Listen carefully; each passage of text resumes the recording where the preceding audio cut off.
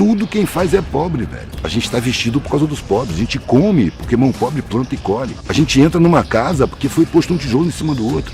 Eu fui percebendo que as necessidades que a gente tem não são as materiais as principais, são as imateriais.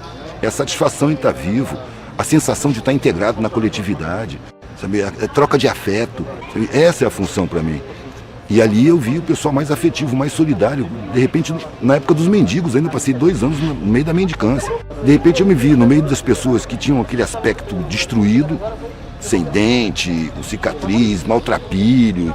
E percebi uma humanidade que eu não conhecia, muito mais solidária, muito mais humana, muito mais espontânea. Um se sacrifica pelo outro, todo mundo junto. Falei, porra, o melhor pessoal que eu já conheci está aqui. E aí comecei a olhar para o Estado, para a sociedade de outra maneira. Porque esse pessoal tinha o direito constitucional de acessar os meus conhecimentos. E foi proibido pelo Estado. Tiveram seus direitos roubados, simplesmente roubados, para se sentirem inferiores. Aí eu comecei a entender a sociedade de outra maneira. E comecei a achar constrangedor ter mais do que se precisa diante de tanta miséria. E a gente é adestrado para achar que a opulência é motivo de orgulho. É porque a gente não é muito primitivo.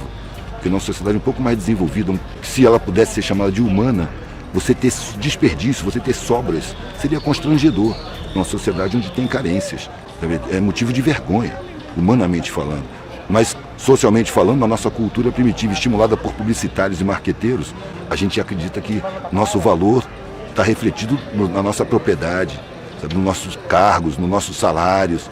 Sabe, isso é um primarismo, velho. Quando eu vejo uma pessoa se sentindo superior por conta dessas coisas, eu acho assim, eu fico até com pena.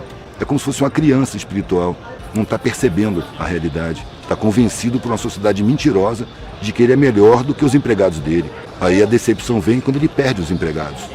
Quando o grande empresário perde a empresa, vai à falência e não tem dinheiro para pagar nenhuma empregada doméstica, ele se mata. Ele não sabe fazer nada. Cadê a força que ele tinha? Enquanto que eu vejo na parte de baixo, as pessoas perdem tudo que tem várias vezes na vida e nunca se desesperam. Eles superam. É a rapaziada mais capaz de superar a dificuldade. Eu acho que é a rapaziada que tem o potencial de realmente construir uma sociedade mais humana. Eu não me sinto falando nada demais. Desde os 19 anos que eu falo a mesma coisa. A sociedade é mentirosa, é uma falcatrua. Os valores são impostos, os comportamentos são induzidos. Desde 19 anos. O Estado não garante os direitos constitucionais, não garante boa alimentação, não garante moradia, não garante... Mas dá o conversor de televisão digital. Isso é controle mental, é evidente que é controle mental. Precisa ter uma televisão na casa daquele miserável para que ele continue se sentindo incompetente. O cara não tem chão na casa dele, mas ele tem uma televisão ali funcionando.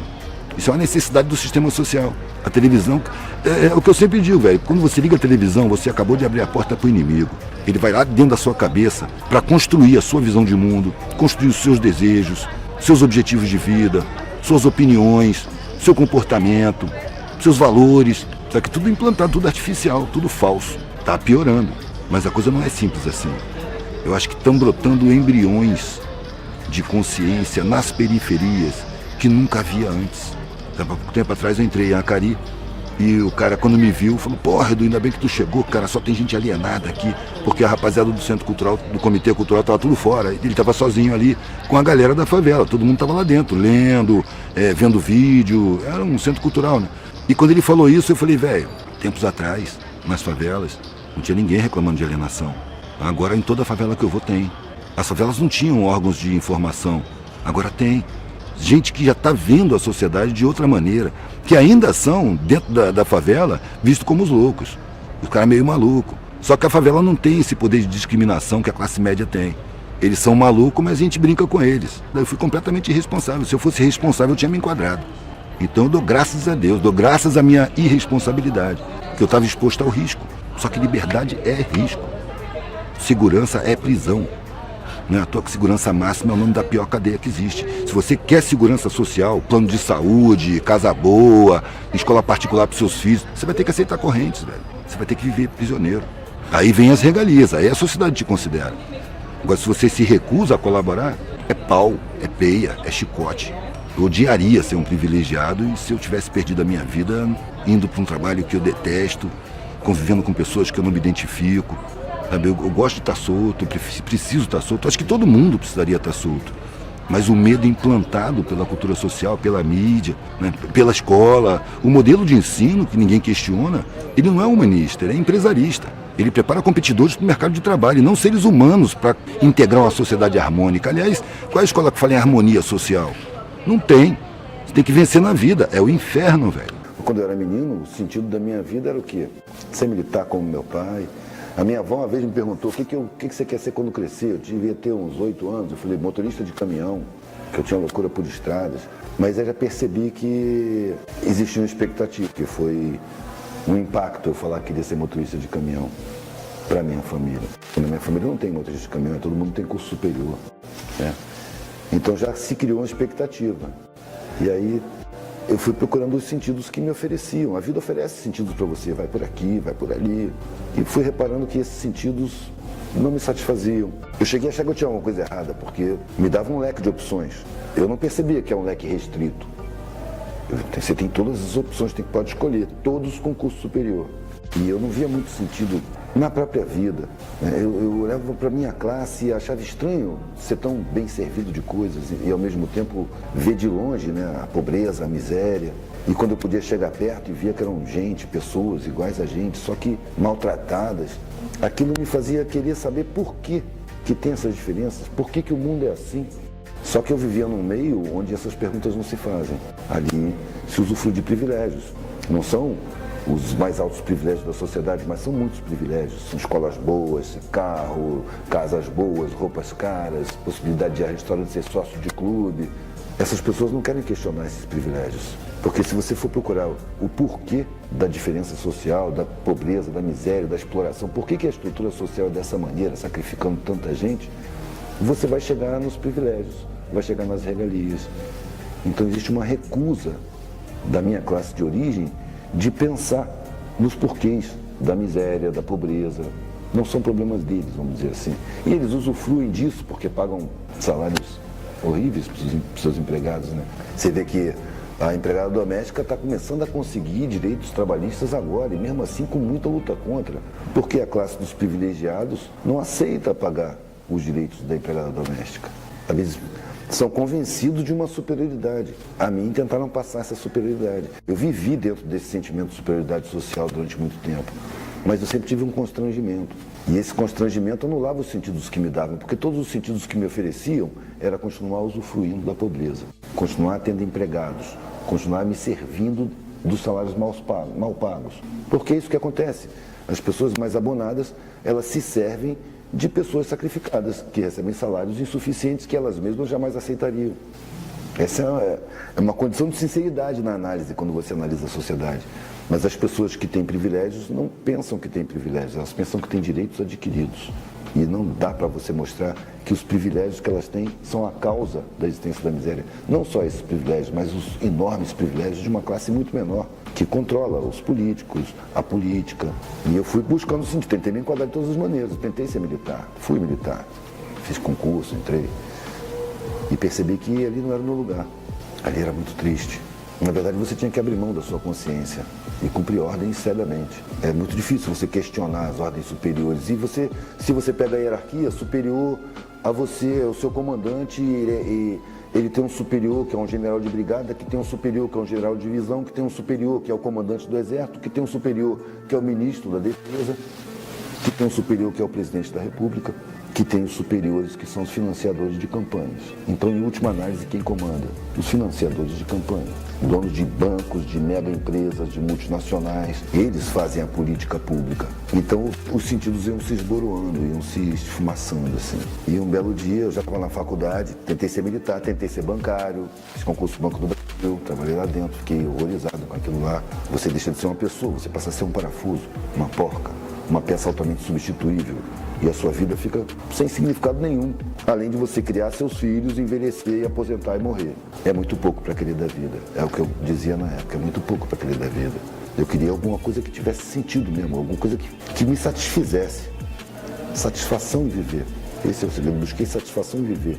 E as satisfações que o mundo me apresentou eram todas satisfações falsas. Era usufruto material, não era satisfação real.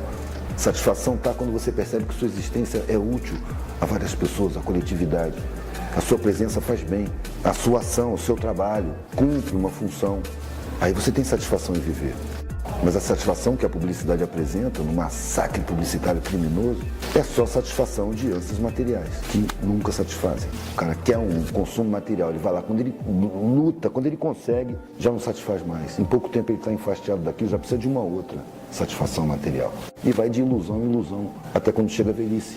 Chega. E ele começa a não ter mais tanta satisfação material assim no usufruto. E ele começa a perder funções e começa a ser obrigado a refletir na vida que ele viveu. Aí, eu acho que é o momento mais doloroso, quando você percebe que você viveu uma vida sem sentido. Que o sentido que você deu à sua vida é falso, não satisfaz. Está ficando velho, está acabando a vida, e agora? Muitas vezes você até atropela os afetos para poder ter essas satisfações. Para você crescer, fazer uma empresa, deixa os filhos de lado, deixa os afetos de lado, se torna competitivo, isso é uma indução. Me apresentaram um mundo que é uma arena competitiva, onde todo mundo é inimigo de todo mundo. E eu não acreditei nisso. Eu fui atleta quando era moleque, até o exército eu fui atleta. E participei de muitas competições, ganhei muitas competições. E no decorrer dessas competições eu comecei a perceber que a tristeza do derrotado me afetava, estragava a minha vitória. A minha alegria em ter ganhado se estragava ao ver a tristeza que minha vitória tinha causado, às vezes em mais de um. Então eu percebi que eu não gostava de competir, não gosto de competir. E aí me apresentou uma vida onde você tem que competir. E se eu não quiser? Se eu inventar uma outra opção? Primeiro eu encontrei olhares preocupados, se tem alguma coisa errada. Você precisa de ajuda. Mas a minha negação das propostas que me eram feitas era muito convicta. Não quero isso. Mas o que você quer? Não sei. Mas isso eu não quero. Não me serve. Eu não quero ser advogado. Eu entrei para direito. Fiz vestibular para direito. E eu não queria ser advogado. Eu era obrigado a fazer um curso superior pela expectativa familiar. De repente, no momento, eu me dei conta de que era a minha vida. Eu que ia viver minha vida. Estava na minha hora de decisão. Eu tinha que decidir. E eu decidi deixar aquilo lá e experimentar o que é não ter nada, o que é ser pobre. O pavor geral da classe abastada, eu fui experimentar. Porque mesmo sendo dessa classe, eu convivi muito com os pobres. Nos acampamentos, nas viagens, eu andava de carona. E eu percebi que eles não tinham medo da pobreza. E que eles viviam felizes, e rindo, e não dependiam, que a pobreza não era um fator de infelicidade. A miséria sim, mas a pobreza não. Então eu resolvi não ter nada, para tentar entender o mundo. Porque para mim o mundo não fazia nenhum sentido. Eu sentia, eu já intuía que a gente era enganado, desde pequenininho. A gente nasce com instinto libertário. A criança experimenta tudo, ela quer testar tudo, mas ela quer testar com a iniciativa dela. E aí quando chega nos 7 anos, bota na escola. Ali ela deixa de ser um indivíduo, vai ser um no coletivo. Agora você vai fazer o que você não gosta. Todo mundo vai aprender matemática. Agora todo mundo vai aprender português. Você fica na fila, um atrás do outro. Isso é controle. Vai quebrando a individualidade. Vai tornando a figura uma peça de um coletivo. Que serve muito bem para as empresas, mas que não serve nada para as pessoas. Transforma as pessoas em autômatos. Tem até um filme a respeito disso, Educação Proibida, que compara um refeitório de uma escola de crianças, o refeitório de uma fábrica e o refeitório de uma cadeia. Bota os três assim. E o comportamento é o mesmo, a mesma fila, um atrás do outro, quebrando as individualidades. Aí eu comecei a viver por minha conta, comecei a viajar, não tinha nada, nada mesmo, nem trabalho, nada, só viajava de carona, pedia um prato de comida, pedia outra ali, ia nas feiras pegar xepa, e muito contente, muito aliviado. A família tinha cortado relações, essa foi a parte dolorosa. Mas quando você está exposto na rua, você tem acontecimentos 24 horas por dia, então você não tem tempo para ficar se lamentando. Eu não quero aqui condenar as pessoas que usufruem. Não é que o cara detesta rico. Não, não detesto o rico, não. Eu detesto o luxo, a ostentação, os fatos, não as pessoas. Eu sei que a pessoa que está ali, ela está completamente fragilizada. Claro que tem aqueles vampiros lá, os maus mesmo, que exploram mesmo, mas nem todo mundo que nasce ali é ruim. E muita gente nasce, cresce ali e morre de medo do mundo. Não tem coragem para nada. Depende de pobre para tudo, para comer, para se vestir, para tirar o lixo, para consertar qualquer coisa. São pessoas que são frágeis, são convencidas de uma superioridade que é falsa, porque tem uma vida de facilidades. E facilidade fragiliza. O que fortalece é dificuldade. E são os de baixo que têm que passar por dificuldades diárias, cotidianas, a vida inteira. Passam por perdas enormes e superam. Então a capacidade de superação dessa galera é imensa. São quem constrói a sociedade como um todo. São quem mantém a sociedade, são quem sustenta através dos impostos. Apenas a eles é vetado o acesso a ter consciência dos acontecimentos. Eles não se percebem fortes como são. Ao contrário, eles são convencidos por profissionais de mídia, pela cultura do consumo, por publicitários, marqueteiros, pelos ideólogos da sociedade, são convencidos de que eles são incapazes, inferiores, impotentes, e merecedores da própria pobreza. A estrutura social cria a pobreza e joga a culpa em cima do pobre. Que se ele não for miserável, ele está preso nos ônibus, sendo torturado todos os dias, em horas e horas de transporte público péssimo, torturante, para ser explorado no emprego, ameaçado de cada vez com menos direitos trabalhistas, né? Ou seja, é preciso mudar completamente a estrutura da sociedade. Como eu não tenho esse poder, eu resolvi mudar completamente a estrutura dos meus valores e dos meus comportamentos. Porque eu vou participar dessa sociedade, querendo ou não, todo mundo participa. Mas eu vou participar da forma que eu escolher, não da forma que eu for condicionado pelo inconsciente, não da forma que foi imposta sob ameaça por essa sociedade, ameaça de discriminação, de perseguição, de pobreza, de miséria, são as ameaças mais comuns. Eu quero escolher como me colocar nessa sociedade. E a maioria das pessoas não tem essa condição. Ela não percebe que ela pode escolher. Ela é simplesmente cerceada no seu direito à instrução, no seu direito à informação, no seu direito à cidadania, no seu direito a desenvolver a própria consciência, no seu direito a escolher de verdade o que quer ou não quer fazer. Espiritualidade não depende da religião, né? A religião sim depende da espiritualidade, mas o próprio nome religião já é pretensioso. Você vai se religar porque você se desligou, você teve poder para se desligar do seu Criador.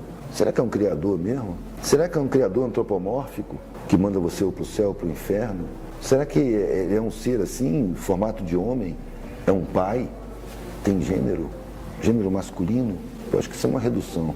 A humanidade está no pré-primário da espiritualidade, me parece. Eu exerço minha espiritualidade na minha vida material. Eu não preciso estar louvando ninguém. Eu sinto a relação com os invisíveis, com a invisibilidade, com as dimensões, eu não sei como definir. Eu sinto que eu me relaciono. Quando eu sinto bons sentimentos, eu tenho boas relações. Quando eu sinto maus sentimentos, eu tenho más relações. A gente se comunica com a espiritualidade pela carne, pela vibração pessoal, pelo seu sentimento, pelo seu pensamento, pela sua visão de mundo, pelo seu temperamento. Você se comunica com a parte abstrata do ser, o tempo todo. O tempo todo. Agora, eu olho a minha volta, eu estou na matéria, eu estou vivendo na matéria. Aonde que eu vou exercer minha espiritualidade? É na matéria.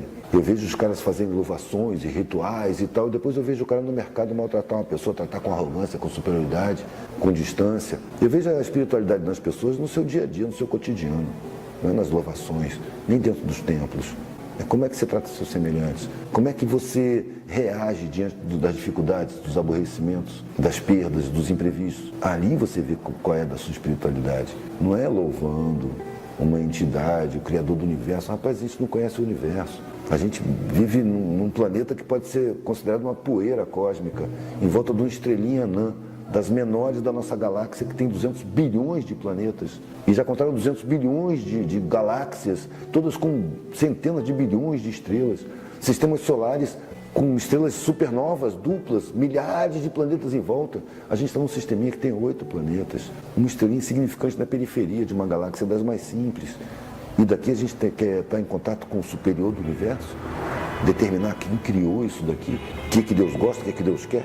É muita pretensão, é muita pretensão. Se a gente der atenção ao sentimento, a gente sabe o que deve fazer e o que não deve fazer. Sabe?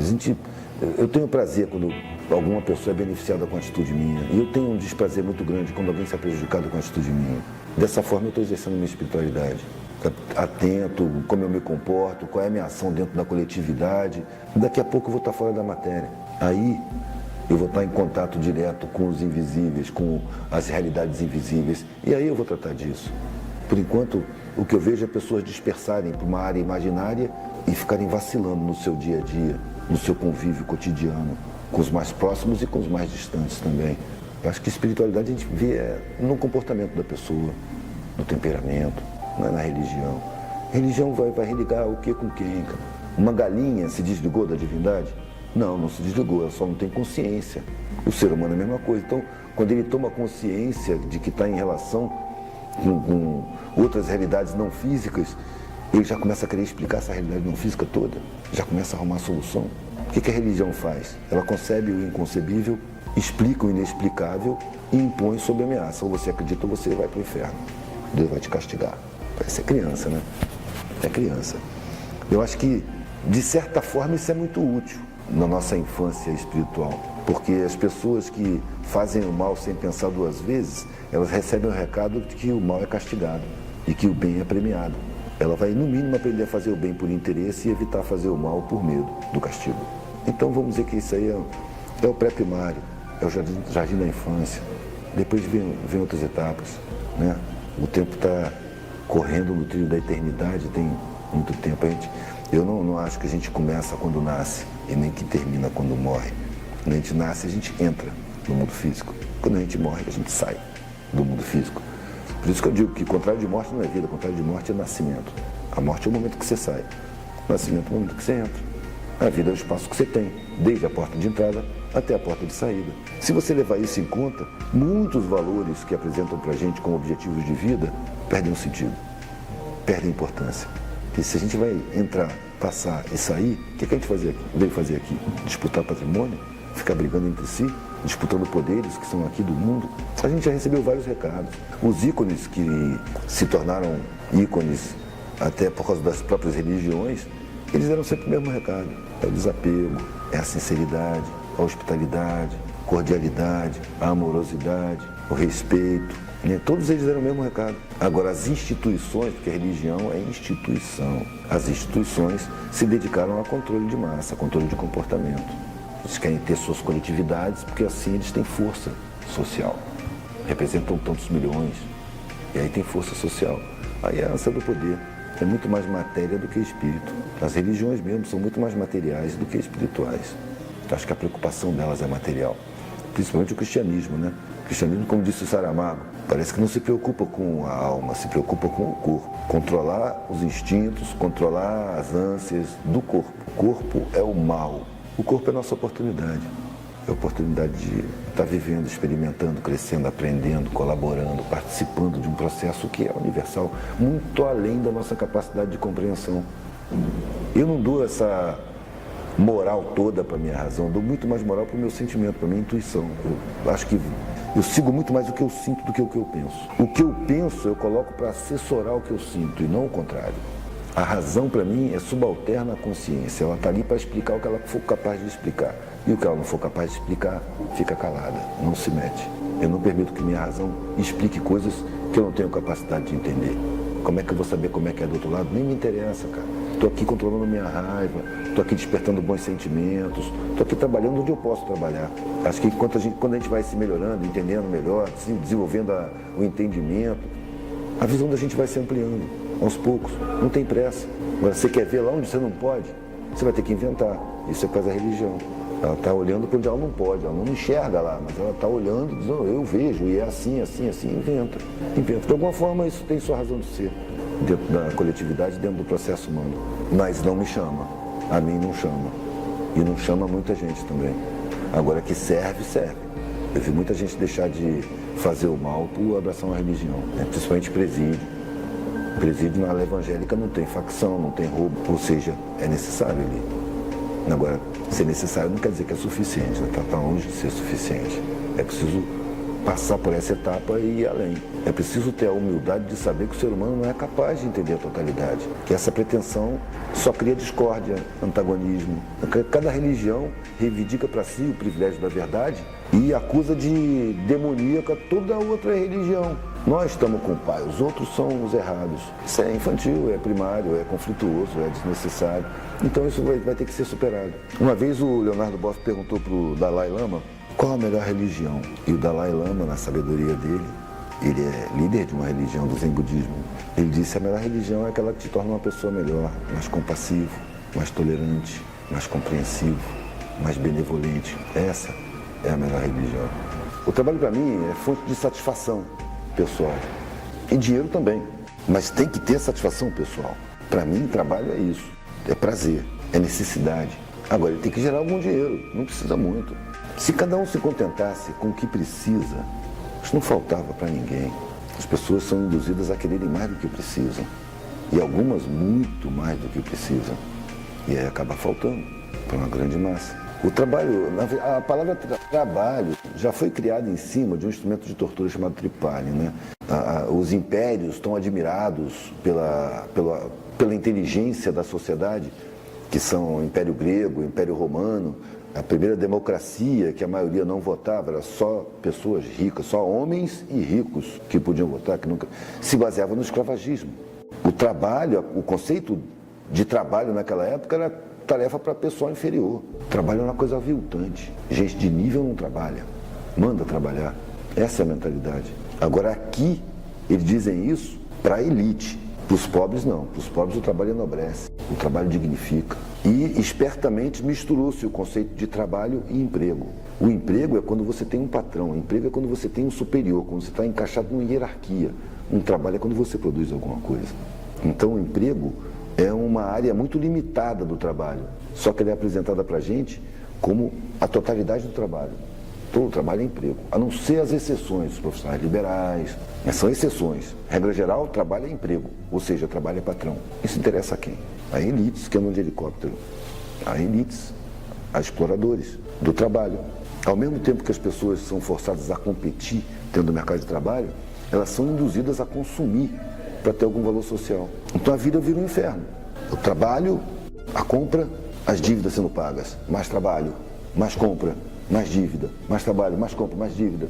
E a vida gira em torno disso.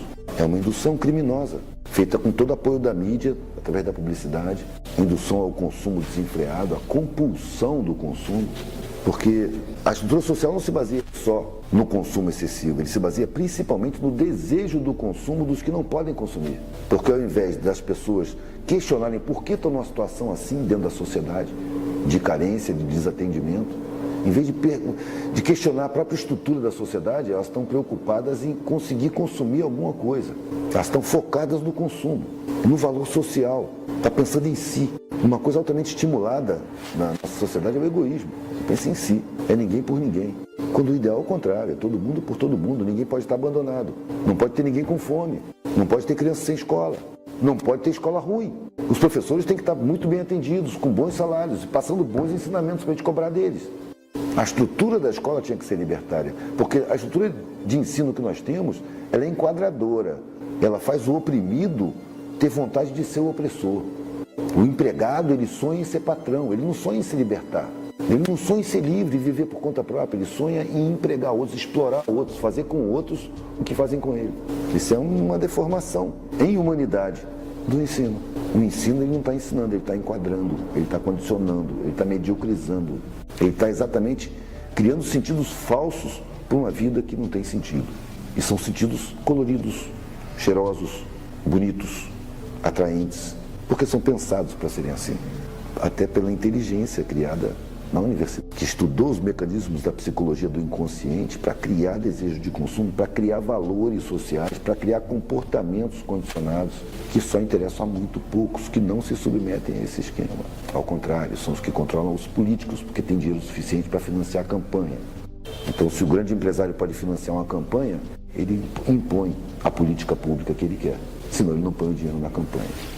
Então, há uma conivência da elite política com a elite econômica muito grande. E nessa conivência, o traído é o povo, é a população. Para a gente que vive, mesmo nos bairros ditos nobres, da Zona Sul, sabe, da Copacabana, Ipanema, Leblon, Barra, interessa a todo mundo um povo mais culto, um povo mais instruído, um povo com condições de vida, porque a criminalidade cai.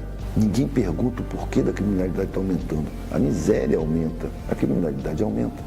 A exclusão aumenta, a criminalidade aumenta, a violência aumenta. É sempre assim. É óbvio, é histórico, mas ninguém pergunta, não se fala. Você não vê na mídia, você não vê em lugar nenhum, não se fala disso. Nas universidades. Uma pergunta muito simples e proibida. Por que existe pobreza? Por que existe miséria? Eu fazia essas perguntas quando eu tinha 6, 8 anos de idade. Por que tem tanta gente pobre? Por que tem gente tão pobre? E nunca ninguém se propôs a responder. Ninguém percebe que a estrutura da sociedade foi formada para criar a miséria. Foi criada, foi formada para criar a ignorância, não para instruir. Porque a sociedade se alimenta de ignorância, de miséria, de exploração. É a estrutura que nós colaboramos com ela, com os nossos comportamentos, com nossos valores, com nossos objetivos de vida. A minha vida, ela ganhou uma paz muito grande quando eu resolvi que eu não queria vencer na vida. Eu queria viver, eu não queria ser melhor do que ninguém. Se eu sou melhor do que você em alguma coisa, você vai ser melhor do que em alguma outra coisa. Ninguém é absolutamente superior a ninguém. A gente tem coisas melhores e coisas piores. Atitudes, sim, podem ser melhores ou piores. Ideias podem ser melhores ou piores. Mas pessoas Não existe essa superioridade que foi criada. Outra coisa que eu acredito que a gente vai ter que superar é a hierarquia. E que vai, na sequência da vida, não estamos correndo o tempo da eternidade, a hierarquia vai ter que desaparecer. Ou vai ter que se modificar. Porque eu reconheço uma pessoa mais sábia quando eu vejo uma. E eu presto atenção e busco aprender com ela. Eu acho que ela está numa posição hierárquica superior. Só que, em geral, essas pessoas não têm o ar de superioridade. Elas não têm o sentimento da superioridade. Ao contrário, elas têm a consciência da responsabilidade. Elas saberem mais não torna elas superiores, torna elas mais responsáveis no assunto que elas sabem mais. O sentido se fez por si, é isso que eu estava falando mesmo. Eu, vendo as coisas, eu comecei a formar opiniões. E comecei a sentir necessidade de colocar essas opiniões no meu trabalho. E comecei a fazer brochinhos gravados em relevo no metal, já passando do brinquinho, pulseira e colar, para os brochinhos, e botando pensamentos, desenhos, símbolos, dizendo o que eu pensava. De pouquinho em pouquinho, começou aos poucos. E esse é o sentido da minha vida. Sem querer mudar o mundo, mas percebendo que o mundo está em mudança constante. Que é uma ilusão essa história de que nada muda. Está tudo mudando o tempo todo. Só que eu resolvi que eu quero escolher como participar dessa mudança. A mudança é permanente. Eu quero participar da maneira que eu escolher. E não, como eu disse antes, da maneira que me foi imposta, da maneira que me foi condicionada, que me foi induzida. Não, eu quero escolher. Então, para eu escolher, eu tenho que fazer um trabalho interno e descobrir dentro de mim os condicionamentos que o mundo já me impôs desde pequenininho, porque ninguém está isento. A publicidade é massacrante, está aí, 24 horas por dia. Os caras trabalham com psicologia do inconsciente, botam lá dentro da gente valores, onde você começa a considerar muito mais o que os outros estão vendo de você do que o que você é. Você começa a se preocupar mais com a sua forma do que com o seu conteúdo. E começa a esconder o conteúdo quando ele é podre, para ninguém ficar sabendo. Em vez de você se trabalhar, em vez de você se desenvolver, se reciclar, se melhorar.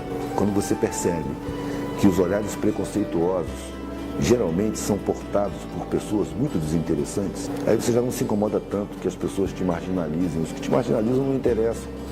As pessoas que eu procuro, elas não levam em conta a sua forma, elas levam em conta o seu sentimento, seu pensamento, sua visão de mundo, seu temperamento, seu caráter. São pessoas muito mais interessantes do que essas que vivem julgando. As pessoas que têm mais facilidade em julgar o outro são as que têm menos dificuldade de se julgar a si mesmo. As pessoas que apontam as falhas alheias são as que têm mais dificuldade em trabalhar as próprias falhas.